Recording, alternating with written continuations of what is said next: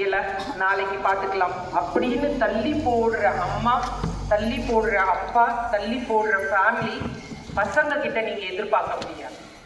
இன்னைக்கே முடி, இதை இன்னைக்கே செஞ்சு முடின்னு ஸ்கூல்ல அவங்க சொன்னாங்கன்னா கூட, அம்மா ஆமாம் இன்னைக்கு சர்ச்சுக்கு நான் போகல, இன்னைக்கு நான் கோயிலுக்கு போகல, எனக்கு கொஞ்சம் சோம்பேறியா இருந்துச்சு, நாளைக்கு அடுத்த வாரத்துக்கு போய்க்கலாம் அப்படின்னு தள்ளி போடுற குடும்பத்தின் குழந்தைகள் அவங்களும் சோம்பேறியா தான் இருப்பாங்க. இப்போ நீ கிளாஸ் படிக்கிறதுக்கு வந்த இல்லை, 1008 வேலைனாலும் அவங்களுக்கெல்லாம் செஞ்சு வச்சுட்டு கரெக்டாக போயிட்டு அந்த கிளாஸை கற்றுக்கலாம். அதை தெரிஞ்சுட்டேன்னா நான் ஒரு சின்ன தொழிலை செஞ்சு எனக்கு ஒரு ஆரி ஒர்க்கு, என்னுடைய ட்ரெஸ், என்னுடைய ப்ளவுஸு, என்னுடைய சுடிதாரையே நான் ஒரு டிசைனிங் பண்ணி போட்டுக்கிறதுக்கு நேரம் இருக்கும், ஒதுக்குவேன். ஆனால் கற்றுக்கிட்டு போனவங்க எனக்கு தெரிஞ்சு 50% தான் அந்த செய்கிற வேலையை செய்கிறாங்க. சர்டிஃபிகேட்டை வாங்கி வச்சுட்டு தூங்குறவங்க நிறைய பேர் இருக்காங்க.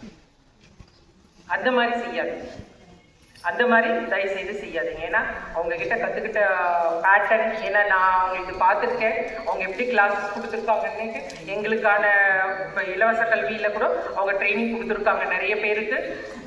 அந்த மக்கள்கிட்டையும் இலவசமாக கவர்மெண்ட் மூலியம் கற்றுக் கொடுக்குறோன்ற மாதிரிக்கு ஒரு சில பேர் ஏமாற்றி சும்மா லைட்டாக கட்டிங் போட்டோம் அவ்வளோதான் முடிஞ்சதுன்னு இல்லாமல், அடிப்படையிலிருந்து அவங்களுக்கு சுத்தமாக எழுத படிக்காத பெண்களுக்கு கூட கட்டிங் எப்படி பண்ணணும், அதுக்கு எவ்வளோ இன்ச்சுன்ற நம்பரை பார்க்கறதுக்கு கற்றுக் கொடுத்து சொல்லி கொடுத்தாங்க.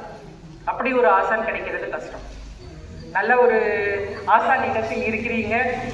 நல்லபடி உங்களுடைய எதிர்கால தேவைகளுக்கு அரசாங்கத்தின் மூலியம் என்ன சலுகைகள் வேணும்னாலும் நாங்களும் அதுக்கு உதவி பண்ணுறேன்.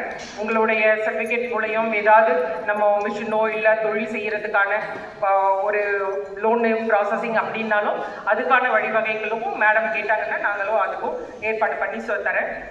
மகளிர் தின நாட்களில் உங்களுடைய சான்றிதழை பெற்றுக்கொண்டு உங்களுடைய வாழ்வாதாரத்தில் மேன்மை அடைய எல்லாம் வல்ல இறைவனை கேட்டுக்கொண்டு எனக்கு பேச வாய்ப்பளித்த அனைவருக்கும் நன்றியை கூறிக்கொண்டு அமர்கிறேன். நன்றி, வணக்கம்.